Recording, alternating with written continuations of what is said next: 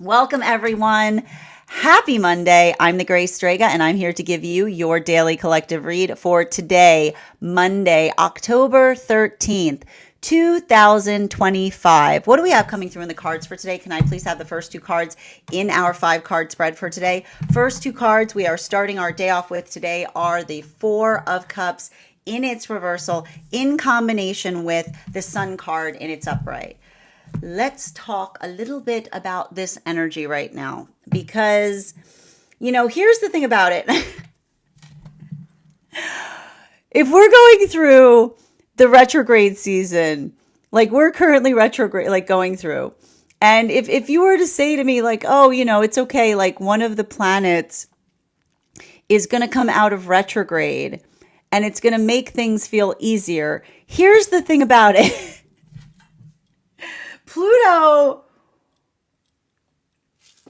Pluto coming out of retrograde during this retrograde season, it doesn't necessarily make things feel easier. It doesn't necessarily make things feel easier because Pluto is an intense energy.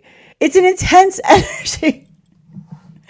So it's like in a way, like Pluto being in retrograde allows things to feel a little bit easier. They don't feel as intense. So I just want to stress that right now because it's like on one hand, oh goody, on one hand, oh goody, like one of the planets has come out of retrograde, but it's like, oh no, Pluto is the planet. Like the energy, it's like things feel intense, right? It's like, okay, what happens when there's a lot of different planets and planetary bodies in retrograde? Things can feel really energetically intense. And it's like, okay, wait, no, it's fine. We're going to take one of the planets out of retrograde. Which one are you going to take out of retrograde?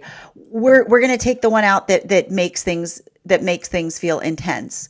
Okay, great. So everything already feels intense because all the planets are in retrograde. And now you're going to take the planet that makes things intense, that has been easier because it's been in retrograde, and you're taking it out of retrograde. So it's going to feel like, it's going to feel more intense right now.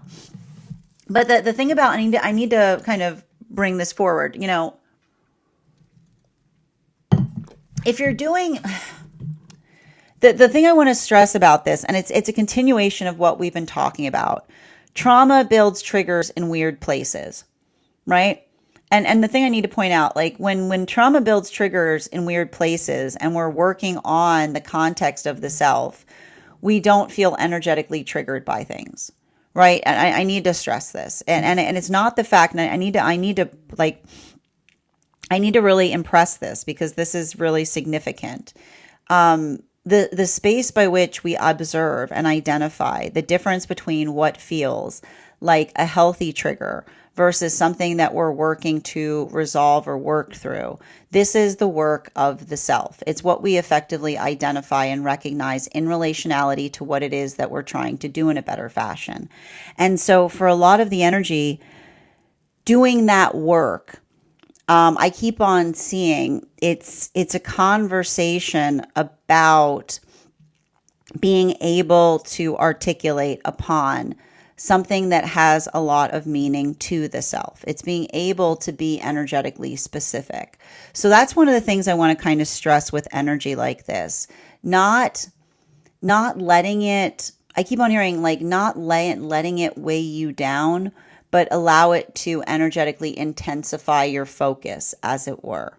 Now, this is having a very different impact depending on where one finds oneself on the frequency cycles, and we're going to start breaking that down. But center card for today's spread before we do so is, we have here the Tower card. Woof! We've got the Sun card and the Tower card. Now, the reason that we see that the Sun card and the Tower card, this is further confirmation on what we're saying. Right? Because the Sun card and the Tower card in such close proximity to one another. And I need to describe this. It's a conversation in relationality to what we identify and recognize between a healthy and an unhealthy trigger, right? Now, a healthy trigger is something that we feel energetically triggered by because it's in a healthy space, right? We talk a lot about the space by which it's okay to have a healthy trigger, because the healthy triggers effectively identify what it is that we are trying to do better, like the ability to identify and articulate upon the self. So they can often, and I need to point out, this is why sometimes when we feel those triggers, we feel energetically fortified by them, right? It gives us the ability to articulate upon why we feel energetically triggered. But when a trigger is not in a healthy space, then we can often identify the fact that it's something that we're working to heal, because we can't necessarily explain why it energetically bothers us the way that it does. So there's a lot of this, I keep on seeing, there's a lot of this contemplation here that we observe that's occurring. There's a lot of this intensification. And so for a lot of the energy working through that intensification, I feel like it's helping to effectively articulate and identify or move through trauma. I literally, I got to tell you right now, I see some energy right now resolving through trauma that they've been carrying around situations and circumstances. And that ability to be able to resolve through the energetic trauma. And this is the thing about it. Like when we're resolving trauma, it's like a lot of energetic feelings come up, but then we're able to kind of like find the ability to effectively like work through them in a way that feels like it is fortifying and grounding. Now, the reason that this is important is because these three cards are identifying the three different phases that we currently see that are happening right now in separation. What are effectively those three different phases that we are identifying were occurring in separation? We saw initially that that modality or that experience by which we did see that there is some healthy restoration happening, right? There's clarity here.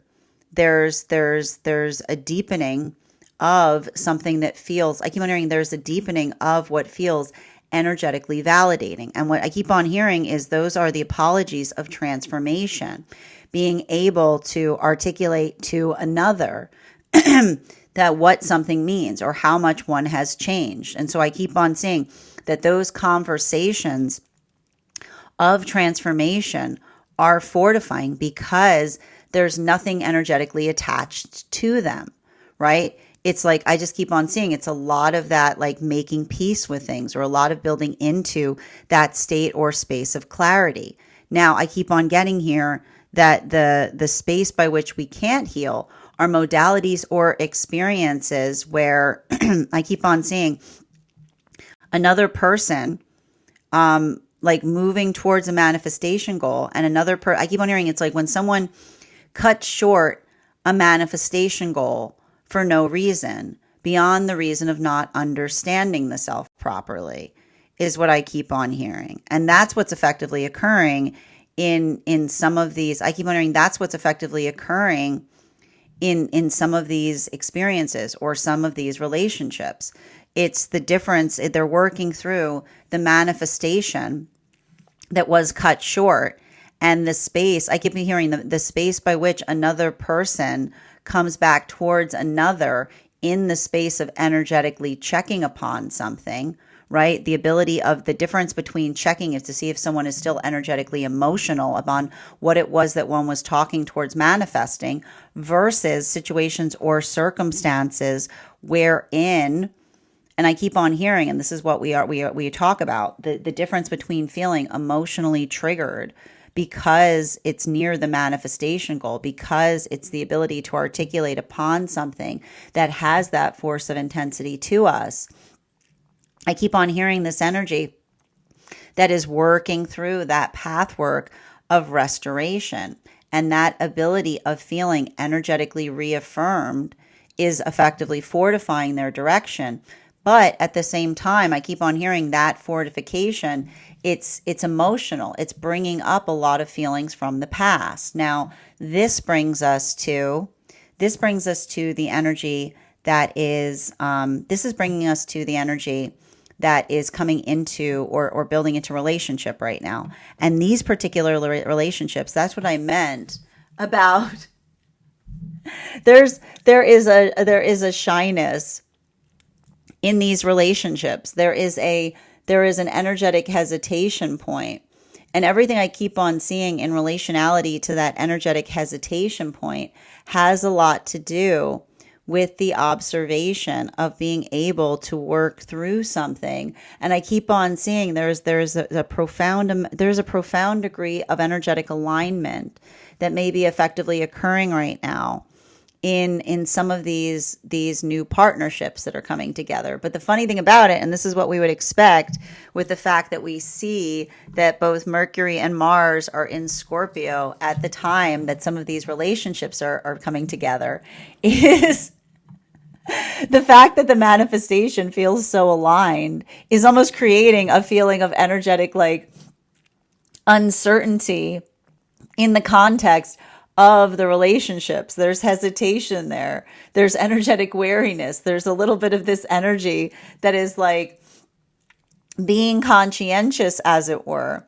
But it's that sense of conscientiousness because they feel a lot of that profound alignment. And that's why they're doing the work in terms of looking back upon the past to see if the energetic past aligns with the manifestation goals, because they're going through the same exact lessons of being able to heal from situations or circumstances wherein there was an observation of effectively identifying, I told you, the same wounds that we recognize that are being resolved or sealed right now in partnership or in the space of separation and relationality to working through the context of the self. I'm telling you right now, there's energies that are healing in separation from someone not doing their shadow work effectively, is what I keep on getting. The energy that's healing from energy not doing their shadow work effectively. And that's always, and I keep on saying, like, this is a continuation of that conversation upon why we do the work that we do. We work to heal our shadow work, because when we do our shadow work, we become energetically reliable to those around us, right? It allows us to be able to work in the space of being energetically practical. Now, this brings us to those temperance relationships that were coming together between the time of Uranus going retrograde up until the time of the solstice that we experienced this summer. Fourth and fifth cards in our 5-card spread today are we've got here the Queen of Pentacles in its upright. Woo! And the King of Pentacles in its reversal. Wow. If you are watching if you're listening to our podcast, please make sure that you pop on over to see these cards today, because that is intriguing. That is very, very intriguing. And why is that intriguing? Because the thing we keep on seeing, and I got to tell you right now, the temperance relationships are going through a profound expansion process. And why? They're making space. Why are the temperance relationships right now making space? Okay? They're going through a Neptune lesson. They're going through a Neptune lesson. And the thing about it is, the thing with the Neptune lessons are, it has to do with the courtesy that we imbue. The reason that they're Neptune lessons is it has to do with the courtesy that we imbue at a counterpart, is what I get. It has to do with the courtesy that we imbue at a counterpart. And I want you to notate, did you notice how my voice is getting more fragile in relationality when I start talking about these temperance partnerships? Now, the reason that's happening is because they're going through an expansion process, and they can't clear what they are receiving. Why can't they clear what they're receiving? Because they're going through a Neptune lesson. And this is the energy, okay? And I need to show you this. This is why we've got these two cards here. This is why we've got the Queen of Pentacles with the King of Pentacles in its reversal. It has to do with the courtesy of counterpart. The courtesy of counterpart is being able to understand that the force of love, right? The force of love is honoring choices, okay? This is energy that did not go into the depth of detail in relationality to the amount of trauma they were carrying into connection. They did not do so. I keep on hearing they did not do so for the sake of trying not to be honest with one another, but because they didn't want to center that trauma in the space of getting to know one another. Okay. So now we've got a circumstance or situation with these temperance relationships where they're taking on more weight. They're feeling energetically obligated to articulate more upon something that happened in the past, right? They're articulating upon the density of the energetic trauma that they experienced. And I keep on seeing the difficulty about that is the energy is receiving the trauma from the past in the context of the present. They have nowhere to put it. They have nowhere to put it. They got nowhere to put it. There's no room. There's no room for the trauma within that they're experiencing right now. And the worst part is that and this is why I told you they're going through a solar plexus expansion and then they're working to control the heart space, because what they want to do is they want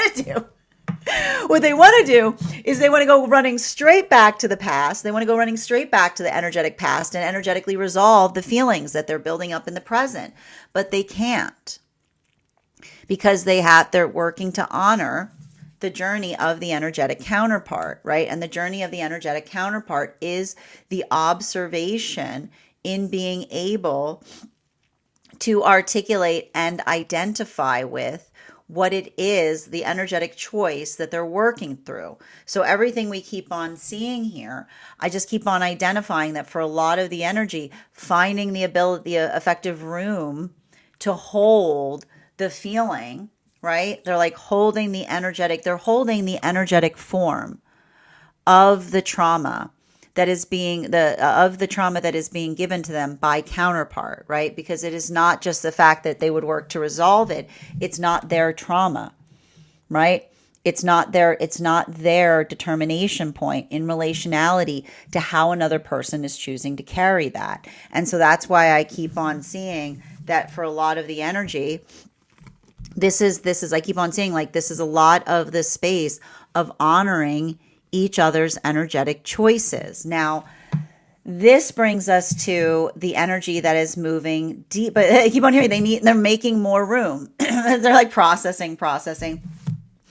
This brings us to the energy that is deep within divine union. And for the purposes of our readings, the energy deep within divine union are effectively the relationships that were coming, the magician partnerships that were coming together between the time, they were coming together between the time of Mercury, of the solstice period up until the time of Mercury and Venus stationing direct behind Neptune, clarification between our Four of Cups in its reversal in combination with our Sun card in its upright, Moon card in its reversal. This is fascinating. When you have a moment, I would encourage you to head over to, when you have a moment, I would encourage you to head over to our stack when we post this as a podcast so that you can see today's spread, because we've got a lot of counterpart energy here. We got the Queen of Pentacles in its upright with the King of Pentacles in its reversal. Now, that's actually good to see, right? Because the thing is, we don't need these both in their upright, right? Because this is about counterpart, right? It's about adaptability. Now, we also see here, we've got the Sun card in its upright in combination with our Moon card in a reversal. So this also has a lot to do with building into the context of clarity. Now, the thing I keep on seeing that is, I keep on hearing the energy deep within divine union. They're going through, I keep on hearing they're going through a lot of auric cleansing. And the reason I keep on hearing that they're going through auric cleansing has to do with the space by which you have to understand that they are building into relationships based upon their authenticity. They've never been so authentic to one another. But what we keep on seeing as it relates to the energetic authenticity that they're bringing to one another, that authenticity is being effectively demarcated by the fact that they're seeing changes outside of partnership as it relates to relationships. And I keep on hearing this, say the energy saying to one another as they build into healthy relationship. Healthy energy wants to see us steadfast, which is the observation that if something is happening in partnership and they've never felt more stable, if energy outside of it does not is reactive, as opposed to feeling the same energetic force of stabilization. I keep on seeing they're going through Saturn lessons because, and this is what's interesting about it. Remember how we said that the energy coming into divine union was going through Neptune lessons. The energy deep within divine union is going through Saturn lessons. And Saturn lessons basically say there's some things that you can only leave to time, right? It feels that it's that weight or that force of seeing something that feels like an energetic burden. It feels like there is that force of heaviness, but they're effectively resolving upon it. They're building into that energetic resolve via the ability of remembering and feeling the same mantra that we said, which was healthy energy wants to see us steadfast, right? And when we are building into steadfastness and another person is being volatile or reactive in relationality to observing our own steadfastness, I keep on hearing the energy say, hate to see it, glad to see it. Hate to see it, glad to see it, which is the energy that feels grateful to be able to observe it, glad to be able to see it, but also it's recontextualizing the perception of some relationships, reframing the past as it relates to what one is seeing presently. So everything about that there, it's emotional, it's painful, but it's also fortifying, continuing to get clarification between our Sun card and the Tower card in its upright. We've got here the Knight of Wands in its reversal. So let's talk a little bit about this Knight of Wands in its reversal. The Knight of Wands in its reversal effectively speaks to us in relationality to working through the context of I keep on getting like what we put breath to, like what we feel we energetically need to talk about. And so what's interesting about some of that work that we are effectively seeing is I keep on getting, and we're going to get back to the energy and separation. It's the ability to have a conversation on what's changed is what I keep on seeing. It's the ability to speak upon what has changed. And again, given I need to stress this, like this moon energy that we're moving towards, we've got Mercury and Mars in Scorpio. And we've got Mercury and Mars in Scorpio. And not only do we have Mercury and Mars in Scorpio right now, but we're also moving towards a Scorpio new moon. And that's and I keep on hearing, like, the thing I keep on hearing is like, we're supposed to change. Like the journey of the self is one that is predicated by the ability of navigating and regulating change. And I keep on hearing, when we're in a healthy space, we're changing in the best way possible, right? It's the ability to identify and articulate what that force of change is. Now, the reason I keep on seeing this is for the energy in separation. The unifying vector of all of these different phases is the word transformation. Because you'll remember I said there are some deep friendships that are effectively coming together right now with true apologies attached to them.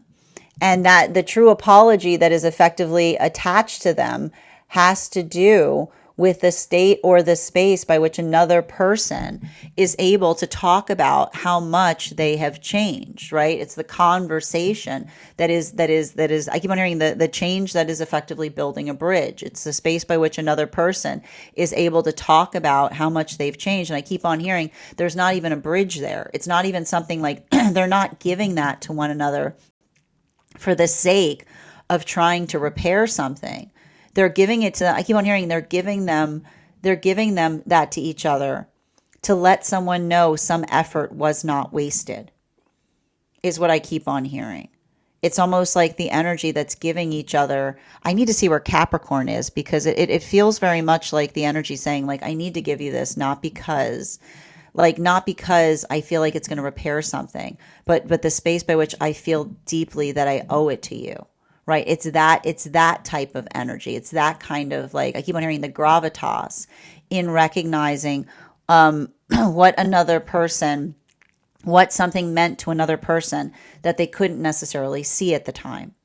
Now, this brings us to the energy that is building into sealed separations. Okay. And now the sealed separations are experiencing the exact opposite. Right? It's a lot of, you got a lot of nerve. It's a lot of, oh look, nothing has changed. It's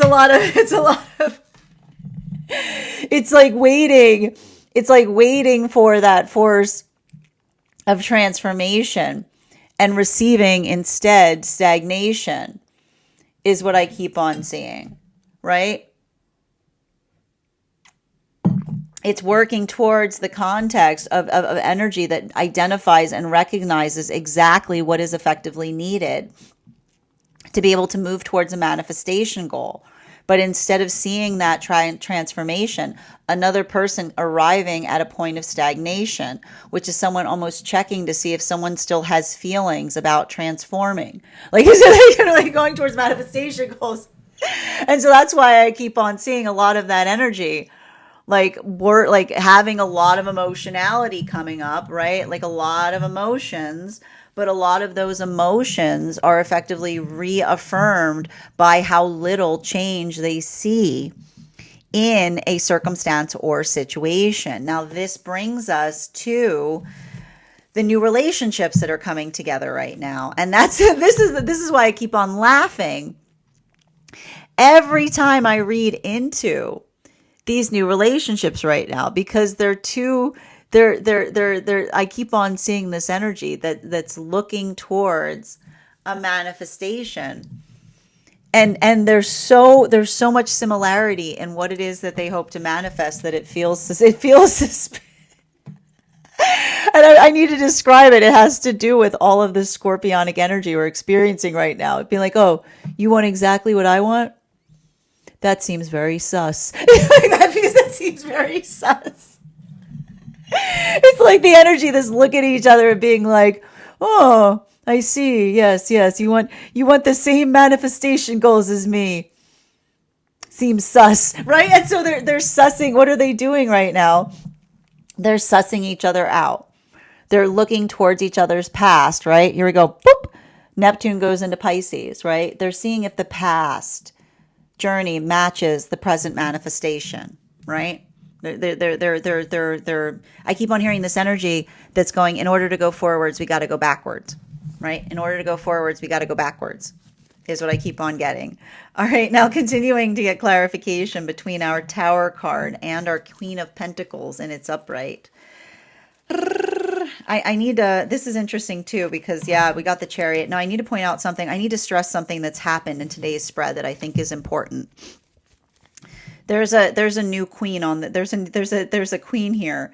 This queen is not from this deck. Is what I keep on seeing. I just need to stress this because I feel like it's important. I grabbed my older, so I just need to show you guys, for those who are listening to the podcast, you may recognize I often read with multiple decks. I've got 2 different Smith-Waite decks here, and I can tell that this is a newer queen here, is what I keep on seeing, because it's actually, so there's a very strong possibility we might pull 2 Queen of Pentacles today, because this card is not this is a new queen that we see here. Now, The thing that we're also identifying and recognizing with the Chariot, I need to stress this, and I just want to show you, this is important, right? I know everybody gets all like in their feels when they see a Tower card, okay? But if you're going to see a Tower card right now, like if you're going to see a Tower card, I want you to go, if you want to, and this is what I try to teach in my classes, it's not just like one card means a certain thing. You got to contextualize it. And what we're effectively seeing here, this is a controlled tower, is what I keep on seeing. Because we got a Sun card on one side of it. We got a Queen of Pentacles on the other. We got a Chariot. We got a Chariot here underneath it. And then we've got a Knight of Wands, right? A Knight of Wands in its reversal, which is that to me is the conversation of being able to energetically observe it. Oop, there you go. Yep. Being able to observe a trigger and being like, yeah, I don't think so. It's like, I don't think so. It's a lot of that, like, nope. It's like, remember how I said this is the year of honoring your nope? It's like, it's a lot of that, right? Like, it's a lot of, I keep on getting, it's like when we're feeling energetically stable in the self, I keep on saying it's not the fact that the triggers go away. It's there goes a trigger. Oh, there goes a trigger. There goes a trigger. Oh, wait, that's an important trigger. You know what I mean? Like, there goes one. Nope, that one. Right. And it's identifying, it's like working through the context of what feels like it warrants. I keep on hearing what feels like it energetically warrants your energy. If that's what is what I keep on seeing here. I also need to stress, even as I was doing that, the Knight of Swords fell out. I don't know if those who are watching this, that you guys saw the Knight of Swords and its transverse come out. So let's talk a little bit about that, because we're going to get back into the energy. This is here. This is exactly the man. These temperance relationships right now. If you're going through this, like, I wish I could give you a hug. Like, I really wish I could give you a hug right now. And it's wild. I got to tell you, this month's readings have been absolutely off the chain, because the fact that we see, I just need to stress this, the fact that we see that the energy coming into divine union right now is going through Neptune lessons, and the energy deep within divine union is going through Saturn lessons. That is fascinating. Okay. It is fascinating, but this is why it's so triggering right now. I gotta walk you guys through what's happening right now for these temperance relationships. This is a lot. This is really emotional. And I keep on saying it's not the emotionality that is directed towards counterpart. These are not energies. I need to stress this. These are not energies that are upset at each other. They're upset about what happened to each other. They are upset about what happened to each other because they're getting a taste for it in real time, is what I keep on seeing. And that, because remember I told you the temperance relationships, remember when we were reading into these, I said that these relationships are so stable. These energies have been through some stuff, some heavy stuff. They carry it so that others don't need to carry it. And the fact, and I keep on seeing that the fact that they did not articulate the full depth or enormity of what it was that they went through, because they do that for the sake of those around the self. They carry it so that others don't have to. And even in the space, and this is why I keep on hearing, they did not tell each other, they were sparing each other that weight. And I keep on hearing they're giving each other a bit more of that weight. They're giving each other a bit more of that gravitas. And I see the energy. And the problem, that the difficulty here is not the fact that the energy can't handle it. It's what they want to do about it. I told you, we got a Queen of Pentacles in its upright. King of Pentacles in its reversal. This is why we observe, right? The force of love is honoring choices, how we choose to carry things, because how we choose to carry things is where we put our trauma. So it's the observation. And I keep on seeing this energy is unpacking something, not because they need to, but for the sake of counterpart. And the energy saying, I don't want you to take this. I don't want you to take this. I don't want you to take this and go run down the field with it. I don't want you to go take it and do what you would typically do with it. You have to navigate the space of how another person chooses to energetically carry something. I keep on seeing the energy. They are working through the context of carrying something, but feeling what they would like to do,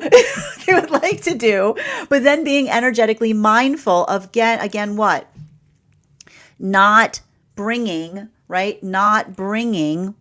the past back into the present, right? Allowing someone to allow this space by which they're energetically resolving upon something in such a way that they're being able, and because that's what we do when we honor others' choices, we are mindful of their healing journey. So they're honoring each other's healing journey. And that's why I told you they're going through a solar plexus opening, but then trying to control the heart space is what I keep on seeing. It's like, continuing to get clarification between the Moon card in its reversal in combination with our Knight of Wands in its reversal.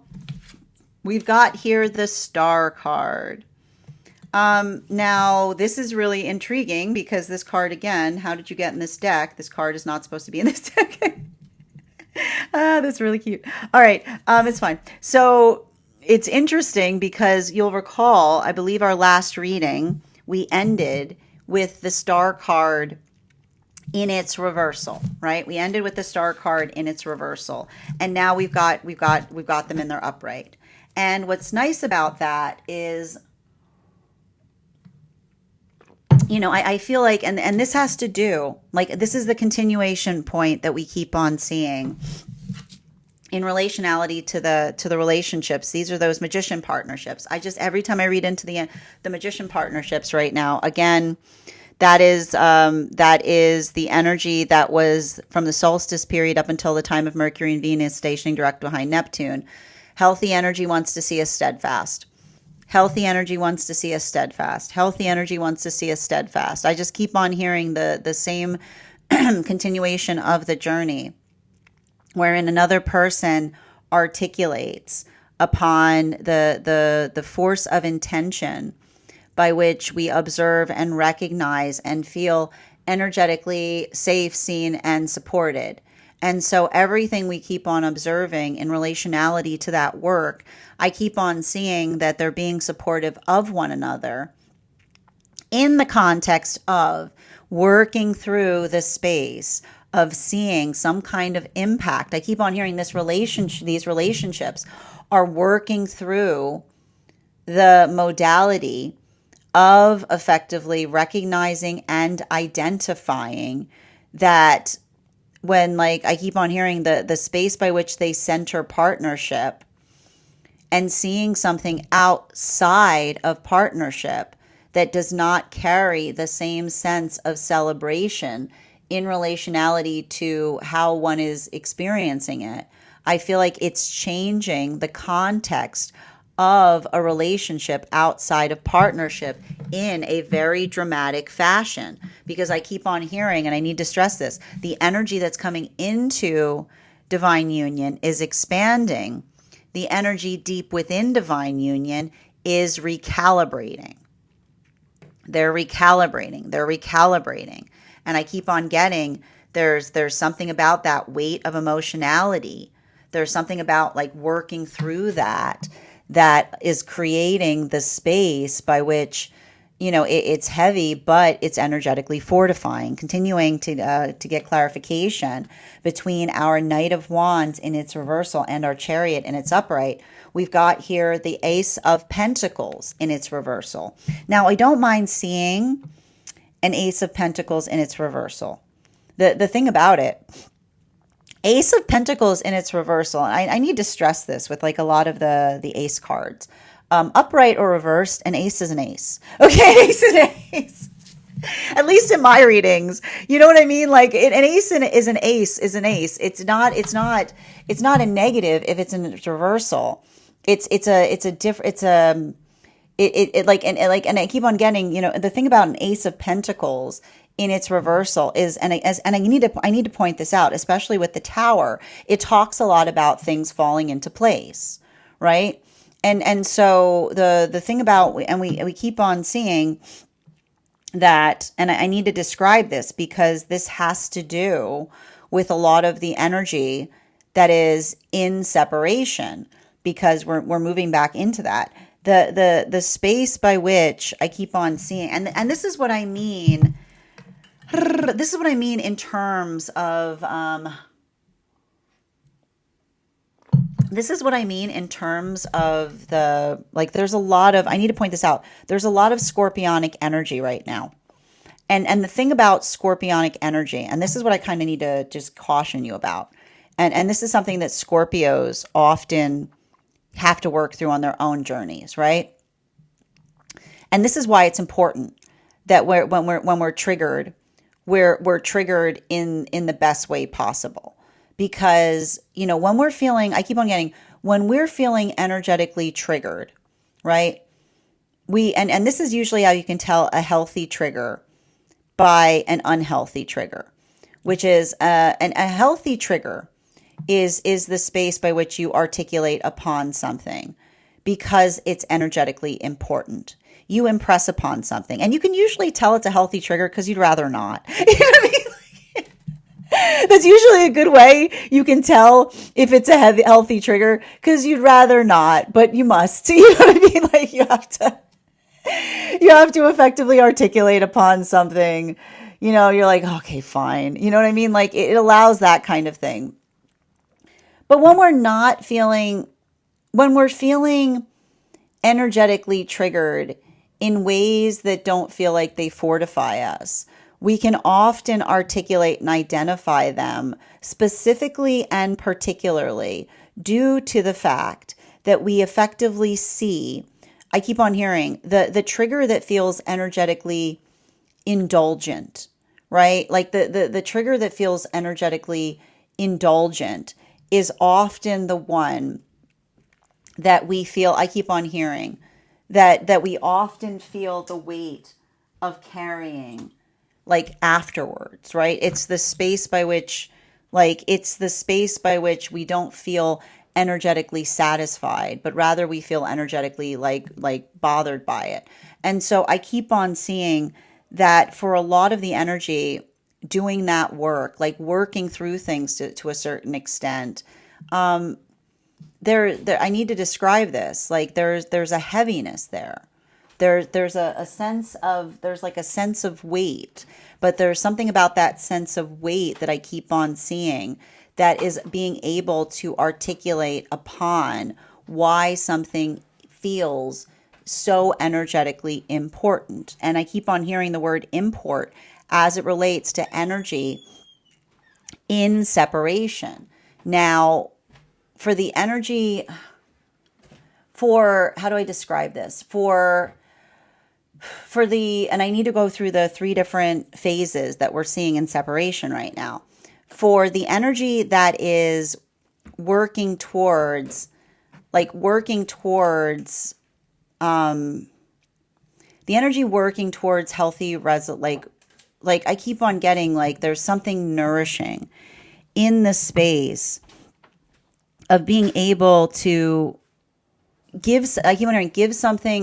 giving something to another that feels like it is, I keep on hearing, energetically reaffirming to the self. It's giving me a lot of the space. I keep on hearing like the reaffirming conversation, if you will, the space by which we feel energetically reaffirmed. And so that's what I keep on seeing. There's some kind of healing right now that's happening in relationality to reaffirmation. And reaffirmation is the ability of another, I keep on hearing, another person that is able to say to someone, like, I understand something now, something has brought clarity. So there's a lot of that energetic clarity there. And I keep on hearing that is the energy that isn't even the context of coming back together, but feeling energetically stabilized in the context of having a conversation. What I keep on seeing does not occur are spaces or places, and this is what I meant about sealed separation, the space or place by which another person comes towards us and doesn't take energetically accountability in relationality to where they effectively left something, but almost tries to return back towards us in the context of navigating something, like like I keep on hearing checking to see if there's still emotionality there, is what I keep on articulating, right? So it's like the energy that sees something and it doesn't feel like it's restorative. It feels more like someone checking to see if another person's still energetically emotional. And that's why I keep on hearing that for a lot of that energy, that ability of identifying and recognizing it, it feels energetically reaffirming because it's reaffirming the energetic direction in relationality to what it is that you're healing from. So I keep on getting that for a lot of the energy, like that ability of doing so, there's like, I keep on getting, there's a lot of potential emotionality there, right? There's a lot of that force of intention, but then I keep on seeing it's like the force of intention that immediately moves into the reaffirmation of the self. Now, this brings us to the new relationships that are coming together right now. For a lot of those relationships, and this is what I keep on seeing. They're navigating. I keep on getting some of these relationships are navigating some kind of too good to be true kind of feeling, right? They're working through something here, and I keep on hearing the similarity of the manifestation goal itself creates some kind of context of feeling. Some kind of context of feeling energy. I keep on getting some kind of context of feeling energetically uncertain, or some kind of context by which they're building into the space of looking towards the past to reaffirm the energetic connection of what it is that they're looking to build upon in the future, is what I keep on getting. So I keep on hearing the same thing. In order to go forward, they have to go backwards. Now, continuing to get clarification between our Chariot card in its upright and the Knight of Swords in its transverse. Can I get one card to clarify, please? Clarification coming through right now with our Page of Swords in its upright. Now, I need to stress, I really like this third tier that we have here, because we've got the Star card, the Ace of Pentacles, and we've also got the Page of Swords. Now, the thing that we identify with those modalities, and I'm getting back into, like, this is why for these temperance partnerships right now, are really all of these? Okay, hold on. Yep, all right. Oh my gosh, that's, wait, just wait for it. Okay, okay. All right, just wait for it. For those who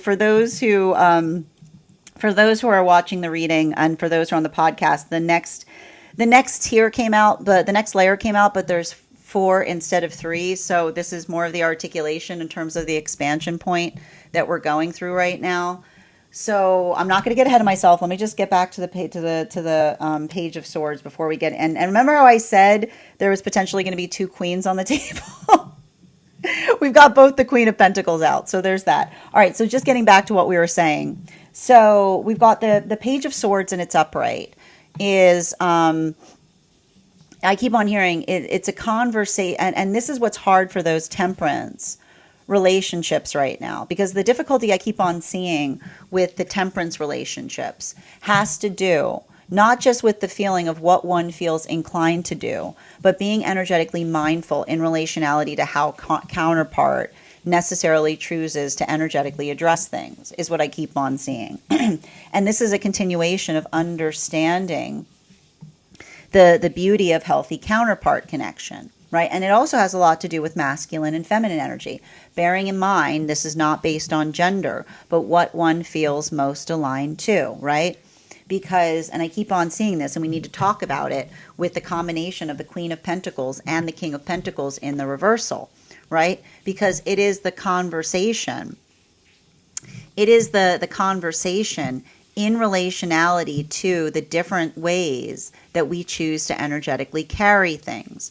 And so what's interesting about it is this is potentially, and I want to describe this even now, for some of the energy right now, these temperance relationships, it's not the fact that they're not trying to honor the way that the energetic counterpart is trying to carry it, but it feels counterintuitive to their own energetic pathwork. Why does it feel counterintuitive to their own energetic pathwork? Because what we're effectively identifying that's occurring in those modalities is the recognition point of, right, like this is masculine energy that's working through feeling the energetic intensity of emotionality in relationality to how feminine would had to kind of carry certain things.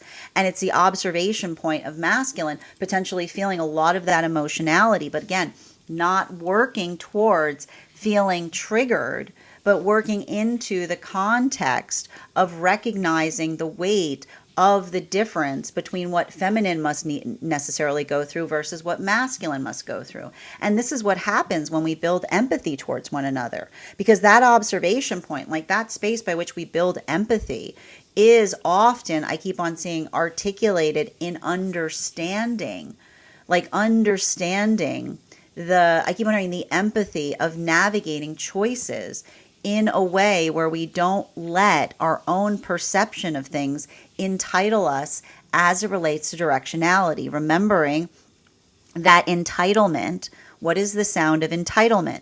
The sound of entitlement is the observation of seeing another operating from a state of need and recognizing or feeling like that is the weight of choices.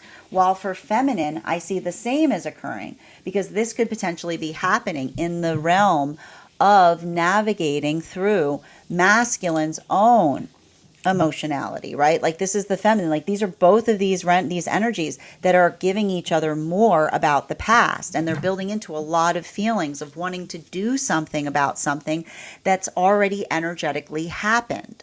And so that's why I keep on hearing they're going through Neptune lessons, because it's the energy that says you can't, like when we care about one another, we honor where we leave things, right? We allow for the space of being respectful as it relates to where that placement is. And so I keep on seeing that for a lot of the energy, it's working through resolving and expanding, right? It's not necessarily always about giving someone a piece of our mind. It's not always about taking a necessary step. It's about being energetically mindful in relationality to how counterpart chooses to navigate things. That is the sound of energetic alignment. So what are they doing right now? They're expanding and they're building empathy, and they're working through the solar plexus opening with the control of the energetic heart space. Now, for the energy that is deep within divine union, this is working through those Saturn lessons, because I keep on hearing there's a lot of emotionality there. There's a lot of energetic feeling. There's a lot of that observation in the context of recognizing and identifying what it is that they're energetically working through. And so everything I keep on seeing right now in relationality to that work has to do, I keep on seeing the space by which I keep on just hearing the same energy that says healthy partnership wants to see us fortified. They want to see us steadfast. And that's why if there's a modality where they're never feeling more grounded, but someone outside of partnership is building into some kind of feelings of resistance or energetic, like not feeling that sense of celebration, then I keep on hearing it recontextualizes the nature of an energetic relationship. It's almost like the space by which it feels energetically reframed. Now this brings us to the energy back into separation. And the reason I the reason I made like for those who are listening to the podcast, the reason I kind of let that sigh out, because remember I said there's a lot of complexity in these readings right now, is, and remember how I said that I wouldn't be surprised if both of the Queen of Pentacles came out because one of the queens in this deck was not supposed to be in this deck. The other Queen of Pentacles is out here. It's like that's what fell out.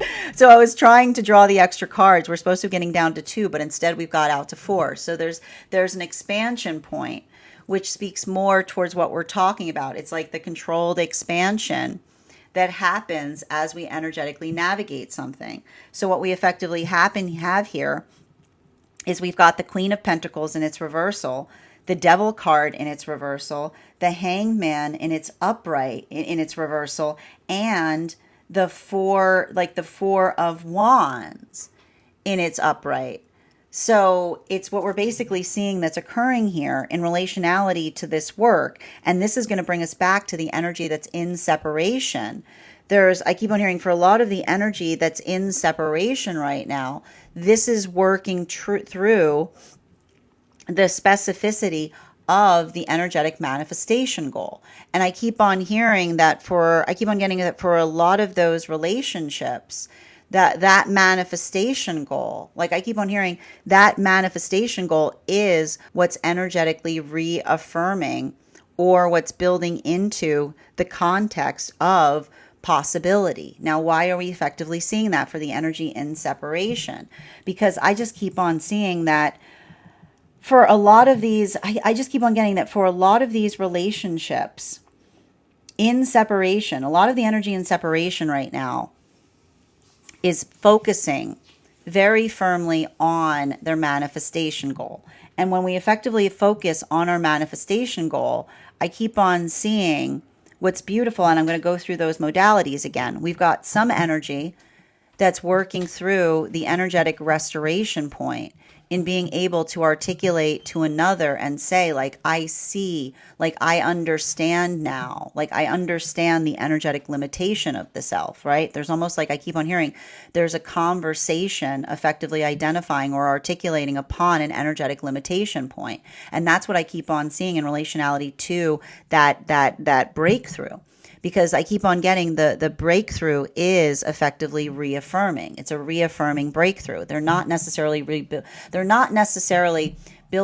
working to build together, but they're reaffirming their energetic commitment in relationality towards what they were trying to do in the past, right? And this brings us to the energy that was effectively building into the space by which they're sealing the energetic separation. Because I keep on hearing, if this is the difference between talking towards transformation, but instead another person is just checking upon another person's feelings, I keep on hearing like that is the energy that feels energetically reaffirmed as it relates to the direction that they're moving towards, right? It's like I keep on getting, it's more of that effective continuation. Now this brings us to the energy that is the energy that is effectively building into new relationship. And I keep on seeing the funny thing about these new relationships that are occurring right now is so much of that vibration has to do with feeling so much of an alignment in terms of manifestation goals that they feel like they need to go backwards instead of going forwards, because it's almost like I keep on seeing it's like the energy that feels so much of that kinship or so much of that alignment point that they're almost like and it has to do with all the Scorpio energy that we're experiencing right now. They're feeling somewhat dubious about it, so they're articulating upon each other's history to better understand how they found one another. Now this brings us to the energy that is, and this is final card right now, between the energy that is moving deeper into divine union and the energy that is deep within divine union. Because the thing about those is we're effectively seeing there's a lot of and the reason we're seeing these extra cards right now is that over the next few days, Neptune is also moving back into Pisces. Clarification between our Queen of Pentacles, the Devil card in its reversal, the Hangman in its reversal, and the Four of Wands in its upright. We've got here the Eight of Swords in its reversal. And so the Ace of Swords The Ace of Swords in its reversal.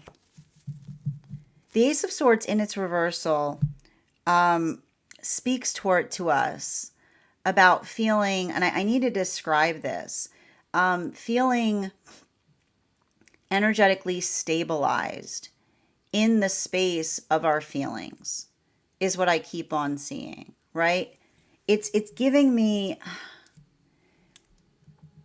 the ability to contextualize and to be able to articulate upon the force of our intentions by being able to amplify why we have energetically strong feelings about things. And this is a further continuation of the conversation that we've been having or working through right now in relationality to the difference between dispassion and compassion. What is the difference between dispassion and compassion?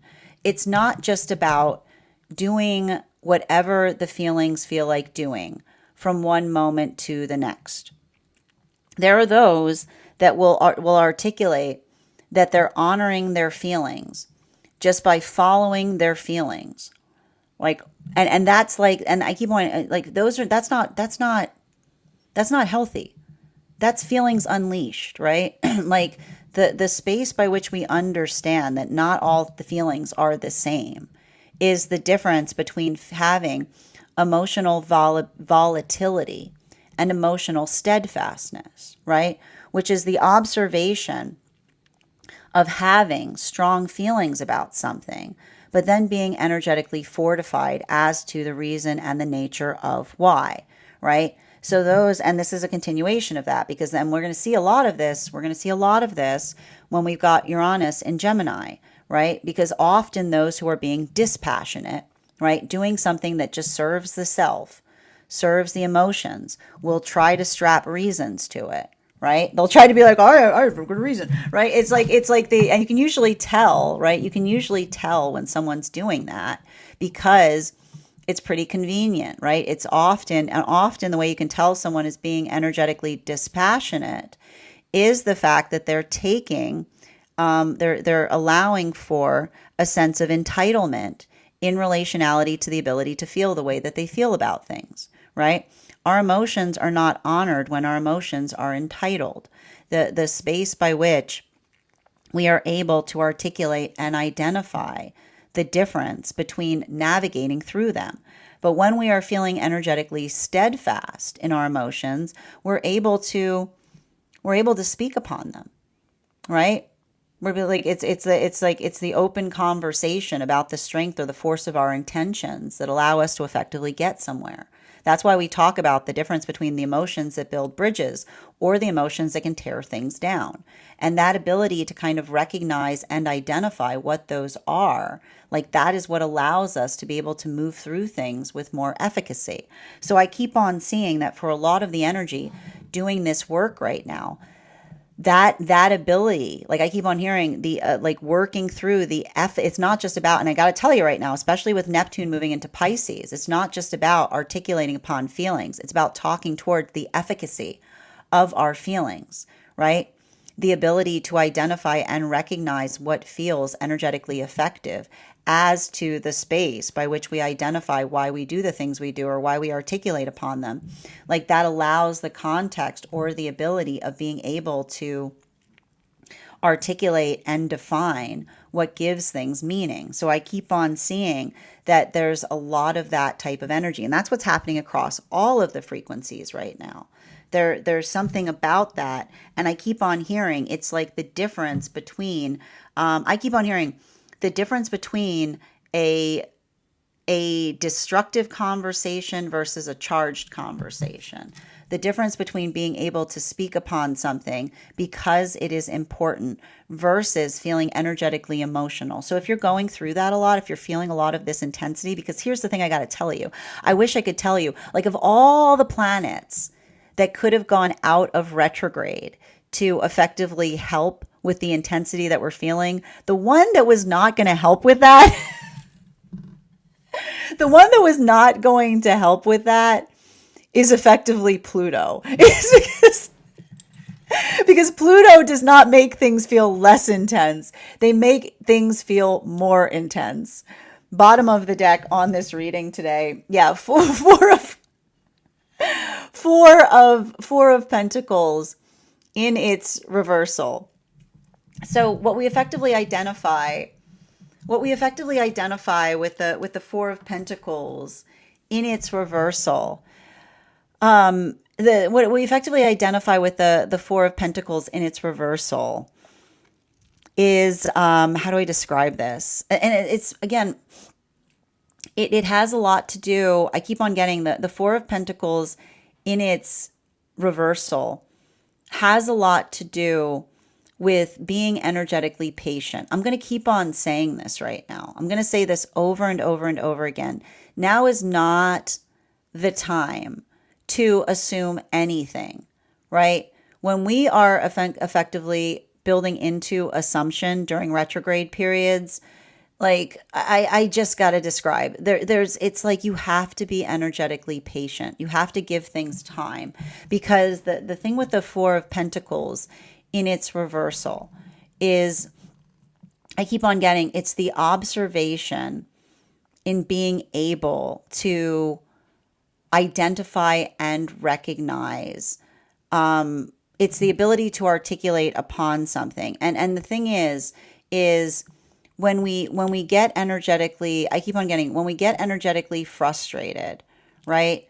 And this happens a lot. I feel like this happens a lot, with certain signs have a tendency of doing this, like those with scorpionic placements, those with Aries placements, those with Cancer placements, right? Like when we articulate that we don't have time for things, we don't give things. I keep on hearing, we miss the conversation, right? We miss the energetic celebration. Like we often, like we work through the context of our own frustration, getting in the way of energetically getting things done. So I feel like there's something important about that, which is why we talk about the space of not allowing I keep on hearing, not allowing our frustration to build walls, but rather to energetically repair things, right? When we're able to work through something in such a way, we may find resolution in spaces that we were least expecting it.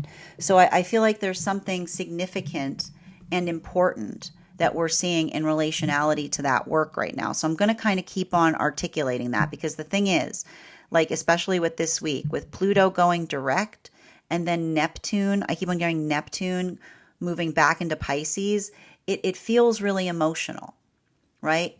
There can be a lot of feelings that open up, particularly about feelings of the past. But that's why I keep on hearing, if you're ever worried that you're too much in your feels about something, ask yourself, does it warrant a healthy conversation? Because that's how we fortify what emotions feel like they're energetically valid, where the work that needs to be resolved outside of the self versus something that has to be worked through within.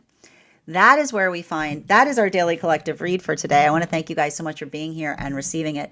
Just a reminder, if you would like to book a private reading with me, you can book one on my site. Please keep in mind, if you book a reading with me, it is a 2-step process. You have to book the reading, you have to pay for the reading. Please make sure you do both if you'd like to have that reading. Most importantly, please remember that I will never, ever, ever, ever, ever, ever, ever, ever, ever, ever, ever, ever, ever reach out to you for a private reading. I will never DM you. I will never PM you. I will never slide into your inbox and tell you that I have a very important message that only I can deliver. The only way you can book a reading with me is if you book one on my site, so I would encourage you to do it there. A couple of updates before we move into personal readings today. First and foremost, I'd like to thank everyone who attended our recent class on the star card. Our next class is going to be held on Wednesday, October 15th at 6 p.m. PST, 9 p.m. Eastern. We'll be continuing our studies into the tarot with a focus on the moon card. If you would like to become a part of that tarot class program, all you need to do is head on over to my stack and become a paid subscriber. Your paid subscription to my stack is your ticket of entry into our classes each and every month. You will also, as a monthly subscriber, have access to over 9 hours worth of material in the Tarot Church Library class archive. Now, it's not necessary to catch up.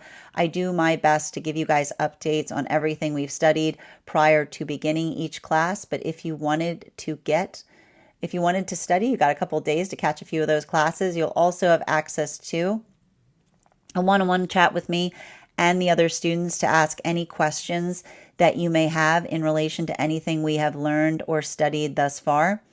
And if you become a founding member, not only will you receive a discount on the whole year's worth of classes, you'll also receive access to, you'll also have access to the entirety of the Tarot Church Library class archive. That is access to over 19 hours worth of material in an ever-expanding library. You'll also have access to a complimentary one-on-one mentorship class with me, where I will meet with you personally to assess where you are on your personal tarot journey and give you the best insights in terms of how to utilize those classes to the best of your advantage, moving towards your tarot goals going forward. One of the things I tried to do in these classes was make them accessible to the absolute novice tarot reader, as well as the seasoned reader. There's definitely something there for everyone. Don't let your lack of experience or your robust experience prevent you from joining us in these classes. And even if you don't become a paid subscriber to my stack, I would encourage you to follow me there to stay up to date on any new offerings or services. I also post my weekly newsletter there, which will let you know about my in-person events as well as my online live schedule. You'll also be notified as to my Mystic Meditation articles, which I release bi-monthly, telling you about the energy we're experiencing. I also want to let you guys know that on top of my standard life path readings, I also offer mentorship classes. These are for any of my students seeking a more personalized educational experience with me. I take a very limited number of students for this reason, as those classes are focused on each individual's personal tarot goals and journey work. Those classes can be purchased on an individual level or as a monthly class series, weekly or bi-weekly, as your schedule permits. Also, for my students seeking more consistent weekly tarot support, I'm very happy to offer weekly tarot insight packages. That is a package of 4 30-minute readings, again, weekly or bi-weekly, as your schedule permits, so that you can stay more consistent on your personal journey. I'm also very happy to now offer dream interpretation readings, which you can purchase per dream or as a series. If you purchase the series, I would encourage you to start to keep a dream journal, as we will meet weekly or bi-weekly with that journal and utilize the tarot to understand the key themes and messages coming towards you in the dream space. I want to thank you guys so much for being here today and sharing in these messages, and we will do this again tomorrow.